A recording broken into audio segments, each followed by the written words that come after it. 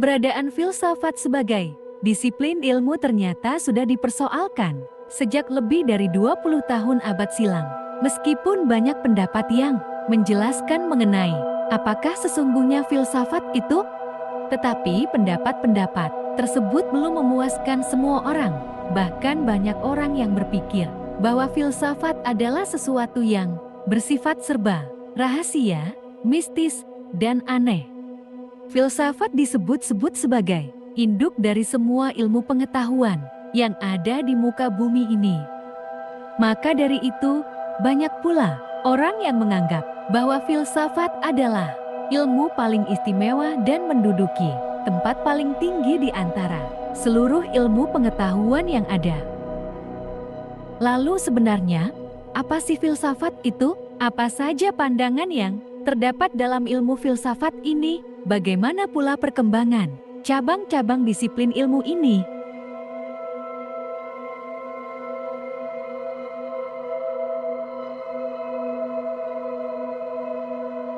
Istilah filsafat ini sebenarnya berasal dari bahasa Yunani, yakni filosofia, yang mana merupakan gabungan dari kata philo dan sophie. Philo berarti cinta dalam arti yang luas, sementara sophie berarti kebijakan atau pandai. Jadi, dapat disebut bahwa filsafat ini adalah keinginan untuk mencapai cita pada kebijakan. Menurut Hasbullah Bakri, filsafat memiliki definisi berupa sejenis pengetahuan yang menyelidiki segala sesuatu secara mendalam. Mulai dari ketuhanan, alam semesta, hingga manusia sehingga dapat menghasilkan pengetahuan tentang bagaimana hakikatnya sejauh yang dapat dicapai oleh akal manusia. Kemudian ada juga tokoh filsafat terkenal, Plato, yang mendefinisikan filsafat adalah pengetahuan yang berminat untuk mencapai pada kebenaran asli. Nah, berdasarkan beberapa pendapat dari para ahli tersebut, maka dapat disimpulkan bahwa filsafat adalah sebuah ilmu yang berusaha mencari sebab secara mendalam berdasarkan pemikiran dan akal manusia.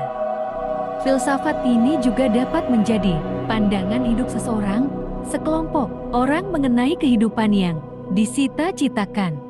Namun, filsafat ini dapat juga diartikan sebagai suatu sikap seseorang yang sadar dan dewasa ketika memikirkan segala sesuatu secara mendalam dan melihat secara menyeluruh dengan segala hubungan.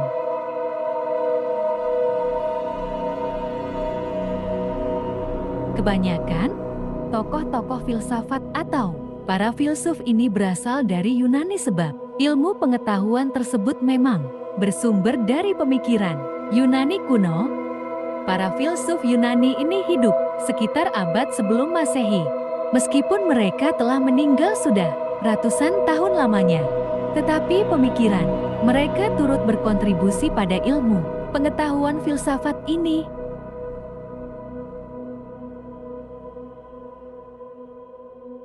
Socrates hidup sekitar tahun 469 sampai 399 sebelum Masehi. Beliau sangat menaruh perhatian pada manusia dan menginginkan supaya para manusia yang ada di muka bumi ini mampu mengenali dirinya sendiri.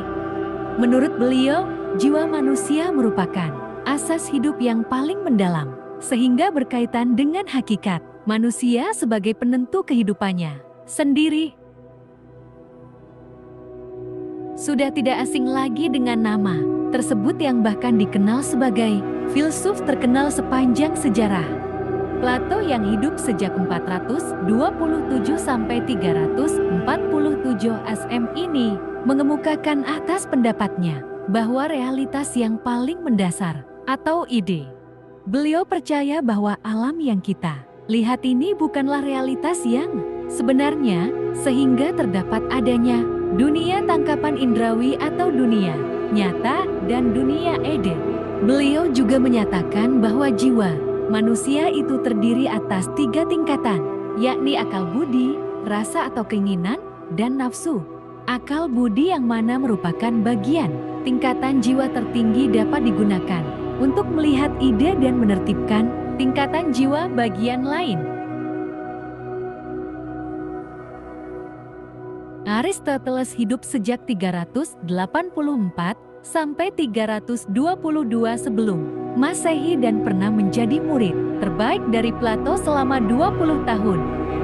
Aristoteles ini senang melakukan perjalanan jauh ke berbagai tempat dan sempat menjadi guru dari Pangeran Alexander hingga dirinya menjadi Raja Alexander yang agung. Aristoteles dikenal sebagai pemikir yang kritis dengan banyak melakukan penelitian dan aktif mengembangkan pengetahuan semasa hidupnya. Sebelum meninggal, Aristoteles telah meninggalkan banyak tulisan mengenai ilmu pengetahuan yang hingga sekarang masih dijadikan landasan teori, mulai dari ilmu alam, masyarakat dan negara, sastra, kesenian, hingga kehidupan manusia. Thales adalah tokoh filsuf yang berasal dari daerah Miletus, Yunani kuno, dan diperkirakan telah hidup di antara tahun 624 sampai 548 sebelum Masehi. Beliau ini dianggap sebagai orang pertama yang berupaya mencari jawaban atas pertanyaan tentang asal dari segala benda yang ada di alam semesta ini. Beliau tinggal di setiap pulau dan setiap hari melihat lautan luas sehingga pandangannya tersebut dapat muncul. Berbeda dengan Thales, Anaximenes yang hidup di antara tahun 585 sampai 528 sebelum Masehi ini justru berpandangan bahwa dasar kehidupan makhluk hidup di alam semesta ini adalah udara. Pandangan tersebut dikemukakan berdasarkan landasan pemikiran bahwa manusia dan semua makhluk hidup itu bernapas, yakni mengambil udara yang terdapat di alam semesta. Pythagoras. Jika mendengar atau membaca nama beliau, kalian pasti akan selalu teringat akan rumus matematika yang namanya sama, bukan? Nah, pencetus rumus matematika tersebut memang Pythagoras yang juga merupakan tokoh filsuf terkenal. Pythagoras hidup di antara tahun 580 sampai 500 sebelum Masehi di kota Kroton, Italia Selatan.